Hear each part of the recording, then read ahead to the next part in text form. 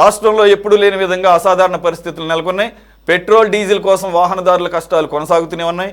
సరఫరా కాస్త మెరుగుపడినా ఇబ్బందులు పూర్తి స్థాయిలో తీరలేదు. డిమాండ్ సాధారణం కన్నా కూడా 50% పెరగడం, సప్లై ఆ స్థాయిలో లేకపోవడంతో ఏ బంకులో చూసినా వాహనదారులు బారులు తీరే కనిపిస్తున్నారు. అవసరం ఉన్నా లేకపోయినా వాహనదారులు ఫుల్ ట్యాంకులు చేయించుకోవడంతో పాటుగా నిల్వ చేసుకోవడానికి ప్రాధాన్యం ఇవ్వడంతో పరిస్థితి సంక్లిష్టంగా మారింది. వాహనదారులు ఈ ప్యానిక్ నుంచి బయటపడటానికి మరో 2 రోజులు కూడా పట్టొచ్చని అధికారులు చెబుతున్నారు. బ్రీఫ్గా మాట్లాడుతాం దీని మీద. వంశీకృష్ణ గారు ఉన్నారా? Right, okay. ఆయన 8 వరకు మనకి టైం ఇచ్చారు. ఎనీవే, బాబురావు గారు, ఈ డబుల్ ఇంజిన్ బుల్లెట్ ట్రైన్ సర్కార్ అని చెప్తారు. మరి ఇలాంటి సమయాల్లో కదండి వీళ్ళ సత్తా ఏంటనేది బయటపడాల్సింది. అక్కడ అసలు కొరత లేదని చెప్పేసేమో పైనుంచి కేంద్ర ప్రభుత్వం నుంచి కింద స్థాయి అధికారుల వరకు చెప్తారు. మరి కొరత లేనప్పుడు ఈ మన కళ్ళమ్మట కనపడుతున్నటువంటి ఆ బారులు తీరినటువంటి కిలోమీటర్ల మేర ఆ బారులు తీరటం ఏంటి? అంటే ప్రజలే దీన్ని ప్యానిక్ని క్రియేట్ చేశారా? ప్రభుత్వాలకు ఏం బాధ్యత లేదా? తెల్లారి లెగిస్తే ఆర్టిఫిషియల్ ఇంటెలిజెన్సు, క్వాంటమ్ కంప్యూటింగు, పెద్ద పెద్ద మాటలు చెప్పేసుకుని మనం బేసిక్గా అక్కడ ఓకే, నిజంగా కనుక కొరత ఉంటే కొన్ని దేశాలు ఆల్రెడీ ఇబ్బంది పడుతున్నాయి. నాకు గుర్తున్నంత వరకు మన పొరుగున్న కంట్రీ ఆర్ ఫిలిప్పీన్స్ అనుకుంటా 1 year పాటు ఈ ఎమర్జెన్సీ, దీన్ని ఏమంటారంటే గ్యాసోలిన్ ఎమర్జెన్సీ, అంటే పెట్రోల్ రిలేటెడ్ ఎమర్జెన్సీని కూడా ప్రకటించింది. నిజంగా ఆ రకమైనటువంటి పరిస్థితులు కొన్ని దేశాల్లో ఉన్నాయి. బట్ మనకి అదృష్టవశాత్తు ప్రొక్యూర్మెంట్ ఒక నాట్ ఓన్లీ ఇరాన్ దగ్గర నుంచే కాకుండా మల్టీలేటరల్గా మనం రష్యా నుంచి తెప్పించుకుంటున్నాం, కొన్ని యూరోపియన్ కంట్రీస్ నుంచి కూడా తెప్పించుకుంటున్నాం. కొద్దిగా అటు ఇటు పర్సంటేజ్లో తేడా ఉన్నా కానీ. అలాగే మొన్నటి వరకు ఇరాన్ కూడా మనకేం ఆపలేదు. మనకు ఉన్నటువంటి పాత సంబంధాల దృష్ట్యా ఓన్లీ వార్లో పార్టిసిపేట్ చేస్తున్న అమెరికన్ అలైస్కి సంబంధించిన ఈ నౌకలను తప్ప, ఈ పెట్రోల్, డీజిల్, గ్యాసోలిన్ సరఫరా చేసే వాటిని తప్ప మిగతా వాటన్నిటికీ అలౌ చేసింది. ఈ ట్రంప్ చేసినటువంటి ఈ సీజ్ ఫైర్ టైంని యూజ్ చేసుకొని అక్కడ నౌకలో ఉండేటువంటి పోర్టులను దిగ్బంధం చేయడం ద్వారా ఇప్పుడు అది IRGS చేతిలోకి వెళ్ళిపోయింది. ఇరానియన్ గార్డ్స్ వాళ్ళు ఇప్పుడు మన షిప్లను కూడా ఆపుతున్నారని చెప్పేసి వినపడుతున్నాయి. అలా ఏమన్నా షార్టేజ్ వచ్చిందంటే అలా కూడా లేదు. నెక్స్ట్ 60 to 65 days వరకు మనకు నిల్వలోనని చెప్పేసి కేంద్ర ప్రభుత్వం చెప్తుంటే, మరి ఈ రకంగా దీన్ని ప్యానిక్ సిచ్యుయేషన్ రావడాన్ని ఎవరు ఫెయిల్యూర్గా చూడాలి సార్? బంకులా, లేకపోతే సరఫరా సంస్థలా, లేదంటే ప్రభుత్వాల, ప్రజల? మొదటి విషయం, ప్రజల మీద నిందలేయటం తప్పు. రెండోది, ప్రభుత్వం ఏమీ కొరత లేదు అనే అధికారులు, ప్రభుత్వ పెద్దలు ప్రకటన చేయటం పచ్చి అబద్ధం. కళ్ళ ముందు కనబడుతున్నాయి. ఇదేదో ఎవరో ప్రతిపక్షాలు లేకపోతే ఇతరులు నిందలేయటం కాదు, వాస్తవ పరిస్థితి. అది కారణాలు ఏదైనా కావచ్చు. అందుకనే దీన్ని గమనించడంలో ప్రభుత్వం ఇప్పటికీ కూడా తీవ్రతను గమనించడంలో వైఫల్యం చెందింది రాష్ట్రం. అలాగే ఒక పెట్రోల్, డీజిలే కాదు, గ్యాస్ గురించి కూడా మాట్లాడాలి. దేశమంతా గ్యాస్ కొరత లేదన్నారు, కానీ ఏమైంది మనం చూసాం. ఢిల్లీ మొదలుకొని విజయవాడ దాకా, ఢిల్లీ మొదలుకొని ఏపీ దాకా గ్యాస్ లేక హోటళ్ళు, హాస్టళ్ళు ఎన్ని మూతపడినాయో గమనించాం. కాబట్టి ఆ గ్యాస్ ఇబ్బందులు పూర్తిగా ఇప్పటికీ కూడా పరిష్కారం కాల. దానికి పెట్రోల్, డీజిల్ సమస్యలు కూడా తోడైంది. అందుకనే ఇక్కడ దీంట్లో ఉన్న విషయము, కేంద్రం యొక్క బాధ్యత కొంత మేరకు ఉంది. రెండవది, రాష్ట్రం యొక్క బాధ్యత కూడా దీంట్లో కొంత మేరకు ఉంది. బేసిక్ పాయింట్ అది. దాంట్లోంచి జనం ఎక్కువ కొంటున్నారు అనేది తర్వాత వచ్చిన పాయింట్. ఏ రాష్ట్రములో లేనంతగా మన దగ్గర ఇంకా ఎక్కువైంది. ఏమిటి ఇందులో కారణాలను చూసుకున్నప్పుడు ఖచ్చితంగా మొదటి విషయం, కేంద్ర ప్రభుత్వ ఆధ్వర్యంలో నడుస్తున్న ఆయిల్ కంపెనీల యొక్క వైఖరి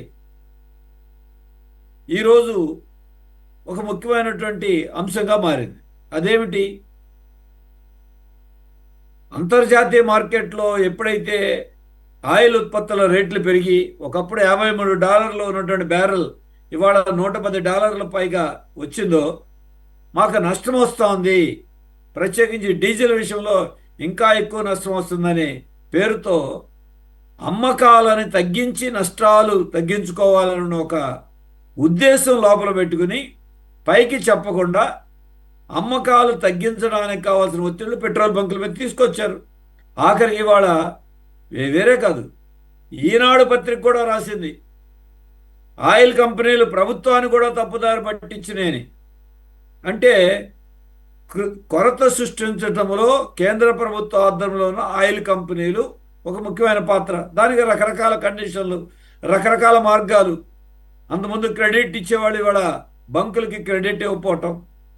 రెండోది, మీరు తగ్గించి అమ్మాలటం, ప్రతిరోజు సప్లై చేసేది 2 రోజులకు ఒకసారి ఇవ్వటం. ఇలా రకరకాల ప్రయత్నాలు వాళ్ళు చేశారు. కాబట్టి ఇది ఒక ముఖ్యమైనటువంటి పాత్ర.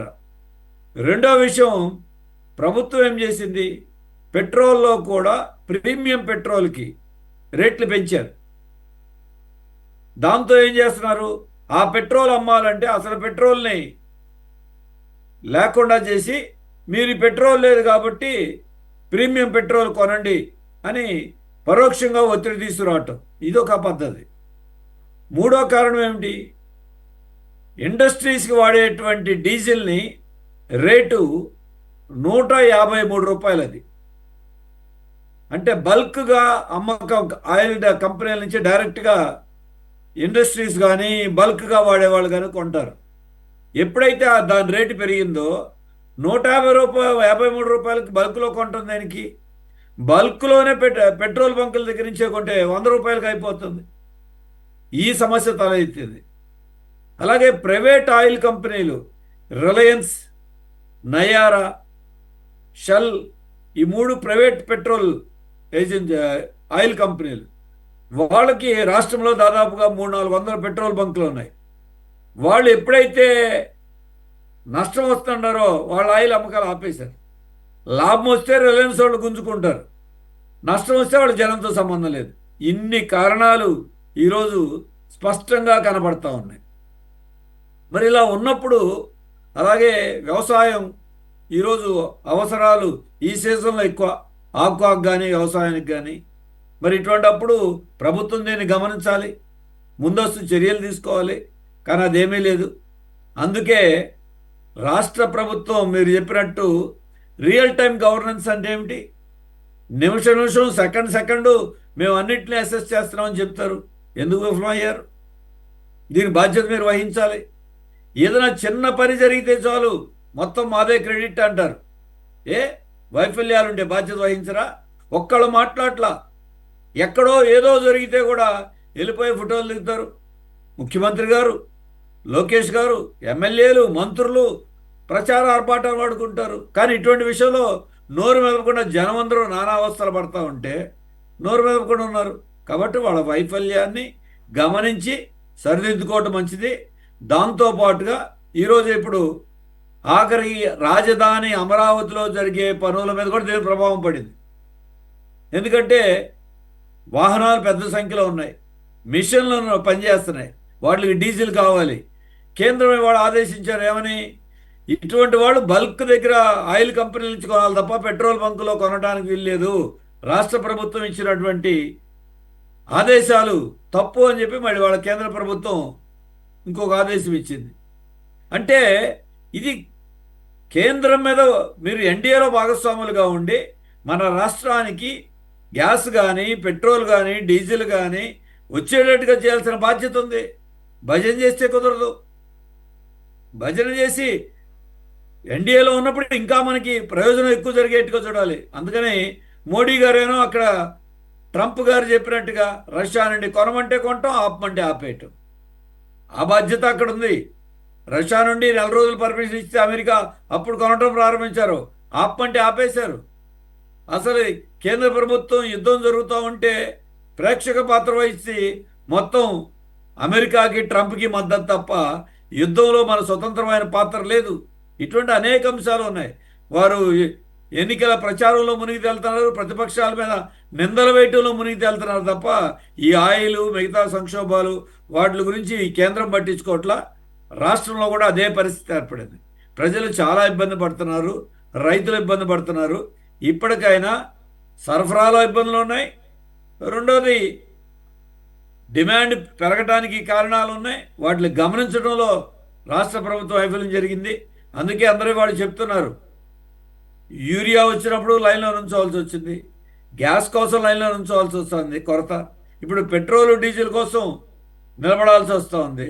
ఇక అన్నిటికీ ఇన్ని రకాల సరైన మీ పాలనా సామర్థ్యాన్ని మరి దేంట్లో చూపిస్తున్నారు? కాబట్టి ఈ వైఫల్యాన్ని గుర్తించాలి, అంగీకరించాలి తప్ప బుకాయిస్తే జరిగేదేమీ లేదు. మరి ఈ సందర్భంలో వైసీపీ మిత్రులు కూడా గమనించాలి. చంద్రబాబు నాయుడు గారి బాధ్యత గురించి బాగా మాట్లాడారు. మోడీ గారు కేంద్రం గురించి సైలెంట్. ఏ ఎందుకు గ్యాస్ రేట్ ఎందుకు పెంచారు మీరు ఎందుకు అడగరు?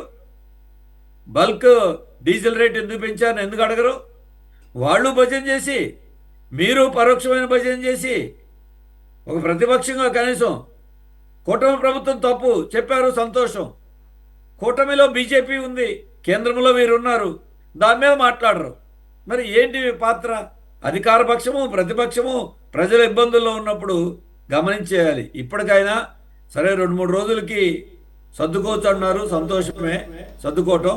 కానీ గ్యాస్ సమస్య ఇప్పటికీ కూడా పూర్తిగా పరిష్కారం కాల. పెట్రోల్ డీజిల్ విషయంలో పోలీసుల్ని ఇప్పుడు బంకుల దగ్గర పెట్టి కంట్రోల్ చేయాల్సిన పరిస్థితి ఏర్పడింది. రైతులకి కూపన్లు ఇచ్చి వాళ్ళకి కోత మిషన్లకో ఆక్వాకో లేకపోతే ఇతర వాటికి కావాలంటే కూపన్లు తీసుకెళ్లి లైన్లో నుంచోవాలని పరిస్థితి. ఇది మీ అసమర్థతకి నిదర్శనం తప్ప, వైఫల్యానికి నిదర్శనం తప్ప, ఆత్మవిమర్శ చేసుకొని సరిదిద్దుకొని ప్రజలను ఆదుకోవాల్సిన బాధ్యత పైన మీరే, ఇక్కడ మీరే. కాబట్టి ఎన్డీఏ అక్కడ ఇక్కడ. డబుల్ ఇంజన్కి ఆయిల్ లేదు, ఇప్పుడు ట్రిపుల్ ఇంజన్కి ఆయిల్ లేదు, జనానికి ఆయిల్ లేదు. ఈ డబుల్ ఇంజిన్ సర్కార్ దానికి కూడా ఆయిల్ లేకుండా పోయిన పరిస్థితి ఏర్పడింది. అందుకని గమనించుకొని సరిదిద్దుకోవటం మంచిది. తీవ్రమైన సమస్య మాత్రం రాష్ట్ర వ్యాప్తంగా ఇప్పుడు ఉంది. ఇదేం టెంపరీ కాదు, ఇది లాంగ్ టర్మ్ ఎఫెక్ట్ పడేటట్టుంది. ఇప్పుడు ఈ నిజంగా కనుక కొరత ఉంటే ఎరువులు తయారీ. నేను సురేష్ గారు ఒక్క మాట చెప్తాను, నష్టం వస్తుంది కాబట్టి మేము ఇంకో కారణం ఏంటంటే ఎన్నికలు అవ్వగానే ఆయిల్ రేట్లు పెట్రోల్ డీజిల్ రేట్లు పెంచుతారు అనేటువంటిది ప్రజలందరూ బలంగా నమ్ముతున్నారు. రెండోది గవర్నమెంట్ కూడా ఏం చేస్తోంది, రేపు ఎలాగో రేట్లు పెంచాలి కాబట్టి ఇప్పుడు సరఫరాని తగ్గించడం. ఏమీ లేదని వాళ్ళు కేంద్ర ప్రభుత్వం ప్రకటన చేసింది. ఎందుకంటే ఎన్నికల ముందే ఉందని జనానికి నమ్మి ఓట్లేరని భయం. కానీ 2017, 2019, 2022 పార్లమెంటు అసెంబ్లీ ఎన్నికలు అయిపోయిన తర్వాత అన్నిసార్లు పెంచినటువంటి సాధారణంగా ఉన్నాయి. 2022లో అయితే 16 రోజుల పాటు 10 రూపాయలు పెంచారు పెట్రోల్ డీజిల్ వరుసగా. కాబట్టి రేపు కూడా అదే జరగబోతుంది. అందుకని ఆ కుట్రతో కూడా కేంద్ర ప్రభుత్వం ఇటువంటి పనులు చేస్తా ఉంది. కాబట్టి ఇటువంటి విషయాల మీద కూడా వైసీపీ వాళ్ళు నోరిప్పండి, కేంద్రమో రాష్ట్రం మీద. వాళ్ళు భజన చేసి మీరు భజన చేస్తే రాష్ట్ర ప్రజలకి ప్రతిపక్షమైన మీరు చెప్పిన దాంట్లో సహేతుకమైన లాజిక్ ఉంది. ముందు అసలు ఆ కొరతను సృష్టిస్తే రేపు పెంచిన దాని మీద ఎవరి దృష్టి ఉండదు, నోరు మూసుకొని కొంటారు, అప్పుడు విమర్శ రాదు. రెండో పాయింట్, చాలు 100 రూపాయలు ఎక్స్ట్రా అయినా కానీ ఎవడు నోరెత్తడండి. రెండోది రేపేననుకుంటా కదండి ఎలక్షన్స్, రేపు ఫైనల్ ఫేజ్. ఇక అది అయిన తర్వాత అసలు రంగు బయటపడుతుంది రంగు. 3, ఇక ఇది ఎరువుల మీద కూడా ప్రభావం చూపుతుంది అంటున్నారు లాంగ్ టర్మ్లో. సో దీని ఎఫెక్ట్ కమింగ్ ఒక 1 year పాటు కూడా పడే అవకాశం ఉందని చెప్పేసి చెప్తున్నారు. సో ఇది పెరిగిపోయినాయండి, అన్ని రేట్లు పెరిగిపోయినాయి, ఒకటి కాదు. ఇక రెండు ఆయన మోదీ గారు భారతీయులకి డిసిప్లిన్ బాగా నేర్పుతున్నాడు. క్యూలో నుంచుంటాం ఎలా అనే దాని మీద పెద్ద నోట్ల రద్దు దగ్గర నుంచి స్టార్ట్ చేశాడు. కాబట్టి భారతీయులకి కొద్దిగా డిసిప్లిన్ తక్కువ, క్యూలో నిలబడటం రాదనే దానికి ఈ రకంగా ఆయన అలవాటు చేస్తున్నాడు. ఇన్ ఓన్లీ సెటైరికల్ మేనర్లో చెప్తున్నాను నేను. ఇక 3, అదే డిసిప్లిన్ పార్టీలకు కూడా నేర్పించాడు. వైసీపీని డిసిప్లిన్లో ఉంచాడు, టీడీపీని డిసిప్లిన్లో ఉంచాడు, కుదిరితే కాంగ్రెస్ని కూడా డిసిప్లిన్లో ఉంచుతాడు. కాబట్టి వాళ్ళు ఇంకా మాట అంటలేదు అంతే తేడా. రైట్, సై దగ్గర సురేష్ నిజంగా ఈ యొక్క క్రైసిస్, పెట్రోల్ డీజిల్ క్రైసిస్ అనేది భారతదేశంలో ఎక్కడ లేని విధంగా ఆంధ్రప్రదేశ్ రాష్ట్రంలో ఈ డబుల్ ఇంజన్ సర్కార్ ప్రభుత్వంలో ఏర్పడటం అనేది నిజంగా ఇది చాలా బాధాకరం. మనం చూస్తా ఉన్నాం, ఓ పక్కనేమో నిన్న మొన్నటి వరకు కూడా చంద్రబాబు నాయుడు గారు ఎక్కడ పెట్రోల్ డీజిల్ కొరత ఆంధ్రప్రదేశ్ లో లేదు, ప్రతిపక్ష పార్టీలు కావాలని మాట్లాడుతున్నాయి, కుట్రలు చేస్తున్నాయని చెప్పి బాబు గారు కూటమి నేతలు పెద్ద పెద్ద స్టేట్మెంట్లు ఇచ్చారు. మరి నిన్ననే ఆయనకి అర్థమైపోయింది, ఇది కావాలని చెప్పి ఆయిల్ కంపెనీలు ఇబ్బంది పెడతా ఉన్నారు మా ప్రభుత్వాన్ని అబాస్పాలు చేయడానికి అని చెప్పి ఆయన మాట్లాడి, మీ ఇష్టం మీ సంగతి తెలుస్తా అని చెప్పి మాట్లాడారు. లాస్ట్కి మనం చూసినట్లయితే రాష్ట్రంలో దాదాపు 3742 పెట్రోల్ బంకుల వద్ద నో స్టాక్ బోర్డులు పెట్టినటువంటి పరిస్థితి. తాళ్లు కట్టేశారు లోపలికి రాకుండా. నాకు అనుభవం, నేను నిన్న కాక మొన్న 26వ తారీఖు సాయంత్రం మార్కాపూర్లో ఒక సభకు అటెండ్ కావాల్సి ఉంటే హడావుడిగా నా కార్లో ఎంత ఉందో ఆయిల్ చూసుకోకుండా వెళ్ళిపోయా. అక్కడిదాకా వెళ్దాం ఇబ్బంది లేదని, అక్కడ కొట్టించుకుందాం. సభ అయిపోయింది, మీరు రిటర్న్ కావాలా, రాత్రి 10 అయింది. మా డ్రైవర్ లాస్ట్ కొండి అన్న ఆయిల్ లేదు కొట్టించాలి. చూస్తే అన్ని బంకులు కూడా నో స్టాక్ బోర్డులు పెట్టేశారు. సరే ఎవడో తెలిసినోడు ఉన్నాడు కాబట్టి మా బాబురావు అనే టైప్ మనిషి ఆయనకు ఒక ఫోన్ చేస్తే అన్న కొంచెం ఆయిల్ కొట్టమంటే ఒక 10 లీటర్లు ఆయిల్ కొట్టి ఇంటికి తెలుపుతుంది. ఇది వాస్తవం, ఇది ప్రాక్టికల్గా నేను చూసినటువంటి వ్యవహారం. మనం చూస్తున్నాం, నిన్న ఒక ఆక్వా రైతు నేను 3 లక్షలు ఖర్చు పెట్టి నేను ఆక్వా ఈ రొయ్య పిల్లల్ని పెంచుతా ఉన్నాను, అది కనుక ఈ ఫ్యాన్ షీల్డ్ కనుక లేకపోతే అవి చనిపోతాయి అని చెప్పి పెట్రోల్ బంక్ దగ్గర ఆ పెట్రోల్ బంక్ యజమానిని కాళ్ళు పెట్టుకుని బతిమాలినటువంటి పరిస్థితి ఎంత బాధ కలిగించిందంటే నిజంగా గుండె పిండేసినంత పరిస్థితి అయిపోయింది. అతను ఏడ్చి కాళ్ళు పట్టుకుని బ్రతిమాలాడు, అయ్యా 500 ఆయిల్ కొట్టండి, నాకు డీజిల్ కొట్టండి, నా రొయ్య పిల్లల బతుకు అని చెప్పి అతను ఏడుకున్నటువంటి ఘటన నిజంగా కన్నీళ్లు తెప్పించింది. అలాగే రైతాంగం ఈరోజు వ్యవసాయ పనులు స్టార్ట్ చేసుకున్నటువంటి పరిస్థితి, కొన్ని చోట్ల వరి కోతలు వచ్చినటువంటి పరిస్థితి. ఇలాంటి పరిస్థితుల్లో ఈ డీజిల్ స్కేర్సిటీ వల్ల అలాగే ఎంత ఇబ్బంది పడుతున్నారో మనం చూస్తాం. నిజంగా ఈ కూటమి ప్రభుత్వం ప్రజల పాలిట గూటంగా మారిపోయింది. It's clear. నేను ఎక్కడ దీంట్లో నేను ఇది కావడం, దయచేసి వైసీపీ మిత్రులు కూడా గమనించాలి దీన్ని. ఇందాక అన్న బాబురావు అన్న మంచి మాట మాట్లాడాడు, మీరెందుకు మాట్లాడరు మరి మోడీని, కేంద్ర ప్రభుత్వం అని చెప్పి మేము కూడా చెబుతూ ఉన్నాం, మీరు కూడా ఎందుకు మాట్లాడరు మరి? మోడీ యొక్క ప్రశ్న వేసే దమ్ము మీకు కానీ మీ పార్టీ నాయకులు కానీ జగన్ కానీ ఉందా? మీరు ఒక్కసారి కూడా వాళ్ళు విమర్శించరు, సంకలు గుర్తుకుంటూ ఉంటారు. నల్ల రైతు చట్టాలు తీసుకొస్తే మీరు జిందాబాద్ కొట్టారు, చూసాం కదా. 4 మరి మనం చూసినట్లయితే ఇవి కార్మిక నల్ల చట్టాలు తీసుకొస్తే మీరు పార్లమెంట్లో, లోక్సభలో, రాజ్యసభలో చేయెత్తారు బేషరతుగా. మీకు కొద్దిగానే ఆలోచన ఉండాలి కదా, ఎందుకు మాట్లాడరు మీరు? సరే అది అనుకుందాం. ఈరోజు మనం చూసాం, మీ మాటలు అన్నారు, ఇది ఒక రకంగా చెప్పాలంటే కూటమి ప్రభుత్వం కాదు, క్యూటమి ప్రభుత్వం. క్యూలో పెట్టడం నేర్పించారు జనాలను. ఆ రోజు పెద్ద నోట్ల రద్దు మొదలుకొని పెద్ద నోట్ల కోసం బ్యాంకుల దగ్గర పడికాపులు కలిసారు, క్యూలో నిలబడ్డారు. ఉల్లిగడ్డల ధరలు పెరిగాయని చెప్పి మార్కెట్ దగ్గర క్యూలో నిలబడ్డాం. తర్వాత కరోనా టైంలో బెడ్ల కోసం హాస్పిటల్ దగ్గర క్యూలో నిలబడ్డారు. మనం చూసినట్లయితే ఇప్పుడు పెట్రోల్ డీజిల్ బంకుల వద్ద క్యూలో ఉంటున్నాం, గ్యాస్ కంపెనీల దగ్గర క్యూలో ఉంటున్నాం. ఇది కూటమి ప్రభుత్వమా మరి క్యూటమి ప్రభుత్వం అర్థం కానటువంటి పరిస్థితి ఈరోజు స్పష్టంగా ఈ రాష్ట్ర ప్రజలు గమనిస్తూ ఉన్నారు. ఎందుకంటే మనం అనుకుంటా ఉన్నాం, అక్కడ మోదీ ఏమో అమెరికాకి సరెండర్ అయిపోయాడు, సరెండర్ పిఎం ఆయన. ఈ రాష్ట్రంలో ఉన్నటువంటి ముఖ్యమంత్రి గారేమో సరెండర్ సీఎం అయ్యాడు మోడీకి. ఇది సరెండర్ తప్ప ఈ ప్రజల బాగోగులు, ప్రజల కష్ట సుఖాలు తెలుసుకునే పరిస్థితులు లేరు. ఎందుకంటే ఈయన 45 ఇండస్ట్రీస్ అనుభవం అంటాడు, నాకు 2047 పోయింది, 2047 అంటున్నాడు విజయనైనా. పెట్రోల్ డీజిల్ అయిపోయిన సంగతి నేను తెలియలా ఈ రాష్ట్రంలో. మరి ఇంకేమనాలా? ప్రజలను నమ్మి ఏం చేయాలా? మీరు సురేష్ గారు నిజంగా ఇది చాలా బాధాకరం. లోకేష్ గారు అన్న బాబురావు అని చెప్పినట్టుగా చంద్రబాబు గారు, లోకేష్ గారు, పవన్ కళ్యాణ్ గారు ఈ యొక్క ఏమంటారు దాన్ని ఉత్తర కుమారులాగా ప్రగల్భాలు పలుకుతూ ఉన్నారు. నిజంగా ప్రచారం ఎక్కువ, ఆర్భాటం ఎక్కువ, ఫలితం మాత్రం శూన్యం. ఇది వాస్తవాలు. రాష్ట్ర ప్రజలు బాధలు అనుభవిస్తూ ఉన్నారు. ఇది చాలా దుర్మార్గమైన విషయం. అందుకనే కాంగ్రెస్ పార్టీ షర్మిలారెడ్డి గారు కూడా మాట్లాడేది రోజు చాలా బాధతోటి. ఇన్ని మరి రాష్ట్ర ప్రభుత్వం ఆలోచించాలా. ముఖ్యమంత్రి గారు ఇప్పటికైనా సరే ఎక్కడెక్కడైతే నిల్వలు ఉన్నాయో ఈ స్టాకులు వ్యాపారస్తుల మీద కఠినంగా చర్యలు తీసుకోవాలా.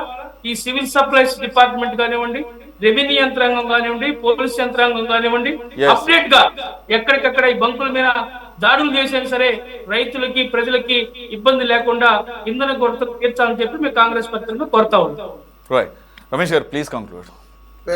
ఇప్పుడు ఆంధ్రప్రదేశ్ రాష్ట్రంలో ఇప్పటివరకు బాబురావు గారును మన సైదా గారు చెప్పినట్లుగా కూటమి ప్రభుత్వం అధికారంలోకి వచ్చిన 23 నెలల్లో ప్రతి విషయంలో కూడా అన్న సైదా గారు చెప్పినట్టు ఇది కూటమి ప్రభుత్వం కాదు, క్యూటమి ప్రభుత్వం. ఎందుకంటే క్యూలో నిలబెడుతున్నారు రాష్ట్ర ప్రజలందరినీ కూడా. ఏదో ఒక అవసరం కోసం క్యూలో నిలబెట్టే పరిస్థితిని ఈ కూటమి ప్రభుత్వం తీసుకొచ్చిన పరిస్థితులు ఉన్నాయి. మొట్టమొదటిగా మనం అందరం చూసాం, రేషన్ వాహనాలని జగన్మోహన్ రెడ్డి గారు రేషన్ ఇంటికి పట్టుకు వెళ్ళి ప్రతి ఒక్కరికి కూడా రేషన్ ఇంటికి ఇచ్చే విధానం తీసుకుని వస్తే అబ్బాయి కుదరదు, ప్రతి ఒక్కళ్ళు కూడా రేషన్ షాపుల దగ్గర నుంచుని క్యూల్లో నుంచునే తీసుకోవాలి రేషన్ అని చెప్పి ఆ రేషన్ వాహనాలను ఎత్తేసి మొట్టమొదటిగా ఈ రాష్ట్ర ప్రజలందరినీ కూడా రేషన్ తీసుకునే విధానాన్ని క్యూ లైన్లో నించోబెట్టింది ఈ కూటమి ప్రభుత్వం. ఇక ఆ తర్వాత రైతుల విషయంలో చూసుకుంటే రైతులకి యూరియా అందకుండా యూరియా కోసం రైతులందరూ కూడా రాత్రి పగలు అసలు ఎంత దారుణమైన పరిస్థితి అంటే అండి, 23 నెలల్లో నాకు తెలిసి 2 times చాలా ఇబ్బందులు పడ్డారు ఈ రాష్ట్ర రైతాంగం. అసలు ఆ యూరియా కోసం ఆ రైతు భరోసా కేంద్రాల వద్దకు వెళ్ళి వాళ్ళతోటి గొడవలు పడతాం. అక్కడ ఉన్న అగ్రికల్చర్ అసిస్టెంట్స్ ఎవరైతే ఉంటారో ఎప్పుడు ఇస్తారు మీరు, ఎప్పుడు వస్తుంది అని చెప్పి రకరకాలుగా వాళ్ళందరూ రైతుల మీద వాళ్ళందరూ కూడా ఏం చేయం, ప్రభుత్వం ఇవ్వడం లేదు, ప్రభుత్వం రానప్పుడు మేము ఏం చేయగలం అని చెప్పి వాళ్ళ చెబుతున్న విధానాన్ని చూసి రైతులందరూ కూడా ఆ రోజున క్యూ లైన్లో నిలబడి యూరియా తీసుకున్న సంగతులు ఈ రాష్ట్ర రైతాంగం ఈ రోజు కూడా మర్చిపోలేదు. ఇక ఆ తర్వాత గ్యాస్ ఎంత కష్టం వచ్చిందో అందరం చూసాం. అది ఇంకా గ్యాస్ కష్టాలు తీరలేదు అనుకుంటా ఉండగానే ఇప్పుడే డీజిల్ పెట్రోల్ కొరత. ఈ డీజిల్ పెట్రోల్ విషయంలో 3 రోజుల నుంచి ఆదివారం అన్న సైదా గారు 26వ తారీఖున ఎక్కడో మీటింగ్కి వెళ్ళారంటున్నారు. నేను పెళ్లికి వెళ్ళడం గురించి నేను కారులో డీజిల్ ఉందనుకున్నాను, కానీ వచ్చేటప్పుడు రాదు. నేను ఎంతో మందిని అడిగి ఏమీ లేక నా ఫ్రెండ్ కారులో వెళ్ళవలసిన పరిస్థితి వచ్చింది. ఈ రకంగా ఎన్నో ఇబ్బందులకి 3 రోజులుగా ఈ రాష్ట్రంలోని డీజిల్ పెట్రోల్ వినియోగదారులందరూ కూడా ఎన్నో ఇబ్బందులు పడుతున్నారు. ఈ రోజుకి కూడా స్టిల్ చంద్రబాబు నాయుడు గారు నేను విజనరీ, నేను చూస్తే చెప్పేయగలను, నేను ఏదైనా సరే విజువలైజ్ చేస్తాను అంటారు. మరి 3 రోజుల క్రితం నుంచి ఇంత ఇబ్బందికరంగా ఇటువంటి పరిస్థితులు ఉంటే మరి 3 రోజుల క్రితం ఆయన ఎందుకు విజువలైజ్ చేయలేకపోయారో, ఈ రాష్ట్రంలో పెట్రోల్ డీజిల్ కొరతను ఎందుకు అధిగమించలేకపోయారు అనేది ఆయన సమాధానం చెప్పరు. ఆయన కొడుకు నారా లోకేష్ గారు ప్రతి విషయంలో కూడా మేము చాలా గొప్పగా పనిచేస్తున్నాం, ఆ పరిశ్రమలు వస్తున్నాయి, ఈ పరిశ్రమలు వస్తున్నాయి అని చెప్పి చెబుతారు తప్ప ఈ రాష్ట్రంలో పెట్రోల్ డీజిల్ ఉందో లేదో కూడా చూసుకోలేని పరిస్థితిలో ఈ కూటమి ప్రభుత్వం ఉంది. ఆయన ఎక్కడికో వెళ్ళారు, ఫారిన్ టూర్ వెళ్ళారు, ఎవరికీ తెలియదు. ఎక్కడికి వెళ్ళారు అనేది ఈ రోజు వారం రోజుల పాటు ఆయన కనిపించలా. ఎక్కడికి వెళ్ళారు అనేది ఈ రోజు వరకు కూడా ఎవరికీ తెలియని విషయం. ఆయన ఏం చెప్తున్నారు, ఎక్కడా కూడా పెట్రోల్ డీజిల్ కొరత లేదంటారు. కేవలం వీళ్ళు స్టేట్మెంట్లు ఇచ్చి ఈ రాష్ట్ర ప్రభుత్వం ప్రజలను మభ్యపెట్టే ప్రయత్నాలు చేస్తుంది తప్ప ఇప్పుడు ఈ క్షణం వరకు కూడా రాష్ట్ర వ్యాప్తంగా పెట్రోల్ డీజిల్ కొరత ఉందనేది సుస్పష్టం. అసలు ఎక్కడా కూడా కొరత లేకుండా లేదు. ఇంకో విషయం కూడా ఏందాడ మా రాష్ట్ర కోఆర్డినేటర్ సజ్జల రామకృష్ణారెడ్డి గారు కూడా చెప్పడం జరిగింది. అమరావతి పనుల నిర్మాణం కోసం రిటైలర్ల నుంచే బల్క్ క్వాంటిటీలో ఈ డీజిల్ అవన్నీ కూడా తీసుకోవడం జరుగుతుంది. అలా తీసుకోవడం కుదరదని చెప్పి ఇందాడే కేంద్ర ప్రభుత్వం కూడా స్పెసిఫిక్ ఆర్డర్స్ రాష్ట్ర ప్రభుత్వం సిఎస్ గారికి పంపించడం జరిగింది అని చెప్పి. మరి అసలు మన ప్రభుత్వం అడిగితే డైరెక్ట్ గా కంపెనీసే వాళ్ళంత పెట్రోల్ ఇచ్చే పరిస్థితి, ఎందుకంటే వీళ్ళు కూటమిలో భాగస్వాములై ఉన్నారు కాబట్టి. కానీ అలా కాకుండా రిటైలర్ల నుంచి తీసుకోవడంలో వీళ్ళ ఆంతర్యం ఏంటనేది నాకు కూడా ఇప్పటికి కూడా అర్థం కాని విషయం. ఈ రోజున కూటమి ప్రభుత్వం నమో, ఈయన ఏం చెప్తారు నారా లోకేష్ గారు నమో, నారా చంద్రబాబు నాయుడు గారు మోడీ గారు డబుల్ ఇంజిన్ అంటారు. కానీ ఇక్కడ చూస్తే రాష్ట్రంలో ఎక్కడ సమస్యలు అక్కడే ఉంటున్నాయి. ఆ సమస్యలతో పాటు ఇప్పుడు డీజిల్ పెట్రోల్ కొరత. సైదా గారు చెప్పడం జరిగింది, పాప ఆక్వా రైతు, ఆ వీడియో చూస్తే ఎవరి కళ్ళంటోనైనా సరే 3,00,000 రూపాయలు 2 రూపాయల వడ్డీకి అప్పు తీసుకొచ్చాడంట ఆ ఆక్వా రైతు. ఆ అప్పు తీసుకొచ్చి రొయ్య పిల్లలు చనిపోతే నేను రేపొద్దున్న ఆ అప్పులు నేను తీర్చలేని పరిస్థితి అవుతుంది. 500 రూపాయలు పెట్రోల్ కొట్టమంటే కూడా కొట్టలేని పరిస్థితిలో ఈ రాష్ట్రంలోని ప్రభుత్వం, కూటమి ప్రభుత్వం ఉండడం సిగ్గుచేటు అనేది ఈ రాష్ట్ర ప్రజలందరూ, రైతులు, ఆక్వా రైతులు కానీ, వినియోగదారులు కానీ అందరూ కూడా అర్థం చేసుకుంటున్నారు. ఎంత వీలైతే అంతగా కేంద్రంలో ఉన్న బీజేపీ కూడా అసలు ఈ రాష్ట్రంలో ఏం జరుగుతుంది అనేది కూడా వాళ్ళు గమనించవలసిన అవసరం ఉన్నది. ఎందుకంటే 3 రోజులుగా ఈ రాష్ట్రంలో ఇంధన కొరతతోటి రాష్ట్రంలోని వినియోగదారులు అందరూ ఇబ్బంది పడుతుంటే మరి కేంద్ర ప్రభుత్వం పట్టించుకోకుండా ఈ రాష్ట్రాన్ని గాలికి వదిలేయడం అనేది చాలా దారుణమైన విషయం. ఖచ్చితంగా మోడీ గారు కానీ, అక్కడ అమిత్ షా గారు కానీ, కేంద్రంలో ఉన్న పెట్రోలియం శాఖ మంత్రి గారు కానీ ఈ రాష్ట్రానికి పెట్రోల్, డీజిల్ ఎందుకు రావడం లేదనే విషయం మీద క్షుణ్ణంగా పరిశీలన చేసి ఎంత అవసరం అవుతుందో అంత ఈ రాష్ట్రానికి ఇవ్వాల్సిన బాధ్యత వారి మీద ఉంది కాబట్టి ఖచ్చితంగా ఇవ్వాలని చెప్పి నేను వైఎస్ఆర్ కాంగ్రెస్ పార్టీ తరఫున డిమాండ్ చేస్తున్నాం. అంతేకాకుండా ఈ రోజున మా అధినాయకుడు జగన్మోహన్ రెడ్డి గారి ఆదేశానుసారం ప్రతి ఒక్క చోట కూడా ఈ రాష్ట్రంలో పెట్రోల్, డీజిల్ కొరత మీద నిరసన తెలపడం జరిగింది. రాష్ట్ర, కేంద్ర ప్రభుత్వాలని ఈ డిమాండ్కు తగ్గట్టుగా సరఫరా చేయాలని చెప్పి ప్రభుత్వాలను డిమాండ్ చేయడం జరిగిందని చెప్పి కూడా నేను తెలియజేస్తున్నాను. సురేష్ గారు. Right sir, thank you very much for joining. Ramesh గారు, బాబురావు గారు, సైదా గారు అండ్ బండారు వంశీకృష్ణ గారు. ఇది వాళ్ళ టాప్ డిబేట్. మరో అంశంతో మళ్ళీ కలుద్దాం. Stay tune to city 24/7.